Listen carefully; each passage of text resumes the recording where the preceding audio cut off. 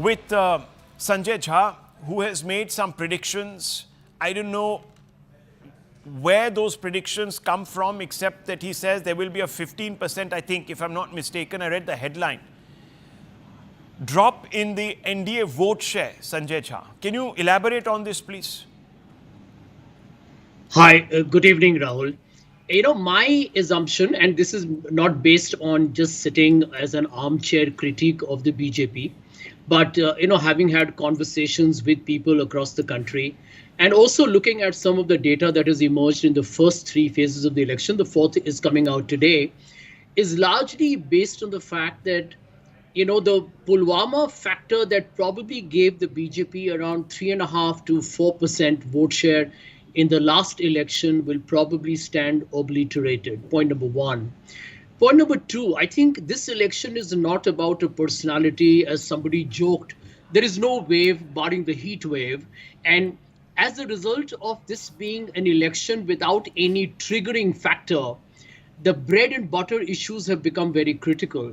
So if there has been a diminution of voter turnout, and the assumption has always been, and it's a fair assumption to make, that the BJP has very passionate, devout cadres who come out despite, whatever the heat waves of the world. The impact may be felt all across the political spectrum, but disproportionately more on the BJP. That's the second point. The third point, because if you go back to 2014, it was a pretty big vote share of 31%, significant, and it got them to 282 Lok Sabha seats. So logically, even today, the BJP and its supporters can say that even if our vote shares come down from 37.8% of 2019, and it comes down to even 31, we are good enough to make it to the halfway mark. My logic has been there is a difference between 2014 and 2024. In 2014, the BJP was up against a fragmented opposition. In this election, there is no anti-Congress or a pro-Modi wave, and the opposition is united. In which case, even a BJP with 30% vote share is going to find its ability to convert votes very difficult. Now, I also feel that the BJP vote shares will be high compared to even 2014, because they may get a lot of votes in the south where they have campaigned extensively. But those vote shares may be deceptive, because it may not translate into votes for them in either Tamil Nadu or Kerala, or for that matter, even in Andhra and Telangana. So my larger summation is that this election may see the BJP getting vote shares around 30, but if they got 282 seats in 2014, that may not hold. That may actually come down closer to 215, 220, because the opposition has got a greater tailwind. Bread and butter issues, not Hindutva or nationalism, is the mainstream conversation. And Mr. Modi and the BJP are facing a high degree of anti-incumbency. Okay, viewers, now, just very quickly, just to sum up, Mr. Sanjay Jha said that Pulwama factor probably got 4% of the vote share. Now, he said that he has spoken to other people in the know. He's not an armchair critic.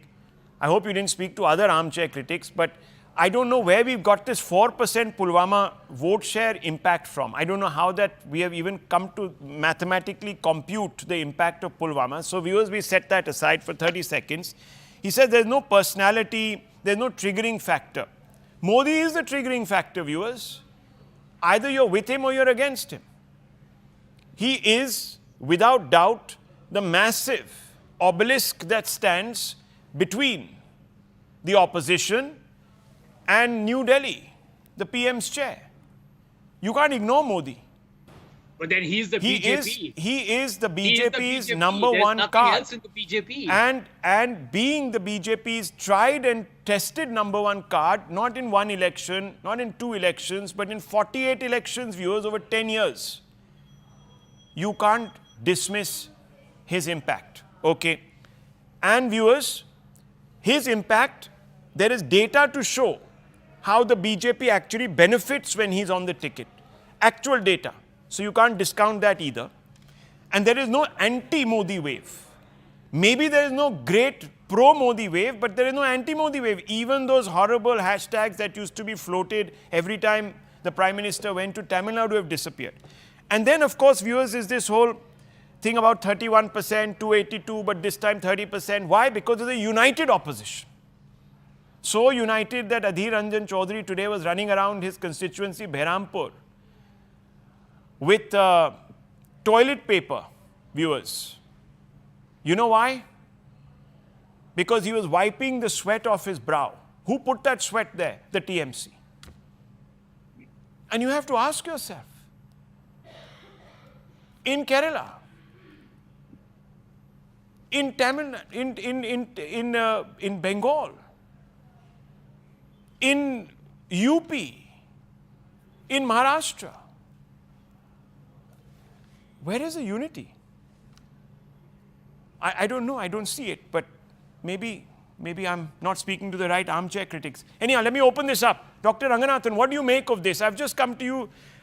You're not a poll cruncher, you're not a mathematician, but you're somebody who also sits in a drawing room.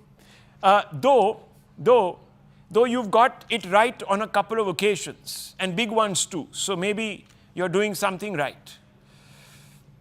As Bertrand Russell said, I will not die for my beliefs. I might be wrong.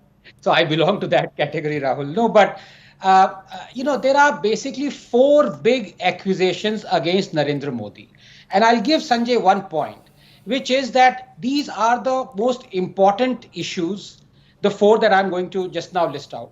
And no matter how many toilets Modi makes, no matter how many water tap connections, no matter how many highways are made, no matter how many health cards are distributed, if Modi goes wrong on at least 3 out of these 4 issues, then I'm afraid nothing can save Modi. So is that the case? Is Modi going to lose out on these issues? Let me address them one by one, because I think this is the crux of the issue. On the biggest accusation against Modi, that inflation has skyrocketed. Well, it is the lowest since years, 5%. In 2014, just before the election, it was 10% or 11%. On the biggest accusation against Modi, that unemployment is at its highest. Well, it is at its lowest at 3.1%. And latest data shows that 10 million jobs were created every year from 2014, more than what the UPA managed in its entire second term. On the biggest accusation that Modi has, inequality is at its highest. Well, the share of the bottom 50% in nation's wealth had fallen most sharply during the UPA, and it has begun to in fact climb in the last 10 years. And correlating with that, the Gini coefficient has fallen in the last 10 years from 0.47 to 0.40. Finally, on the biggest accusation against Modi, that is anti-minority. Well, minorities before 2014, 20,000 skill trained, 5% with government jobs, 3 crore scholarships, 70% girls school dropout rate. Minorities after 2014, 2 million skill trained, 10% with government jobs, 5 crore scholarships, free UPSC coaching, 30% girls school dropout rate. In fact, Modi has given scholarships to more Muslims than Manmohan Singh did. Has Modi reduced AMU funding? No, in fact, he has increased it, including a 90 crore topping up. While our Muslim population is only 14.2%, as many as 31.3% of homes under Awas Yojana, 33% of funds under Kisan Samman Nidhi, 36% beneficiary under Mudra Yojana have been Muslims. Pradhan Mantri Shadi Shagun scheme exclusively for Muslims girls who complete their graduation before marriage, they will get 51,000 rupees. Housing, skilling, scholarships, government jobs. No other prime minister has comparatively done more for Muslims than Modi. And if you want to look at the average condition of Muslim in Bengal, it is worse than the average condition of Muslims around India. But the average condition of Muslim in Gujarat is better than the average condition of Hindu. This is the situation. Now, finally, strange that Pakistan, Bangladesh and Afghanistan do not have a CAA equivalent. Don't they care for persecuted Muslims in India like India cares for persecuted Muslims in these countries? Don't they care for washed out journalists, unemployed radio jockeys and taqiya strategists? So much for Ummat Islam. So these are the 4 issues, and on all 4, Modi has the trump card with him.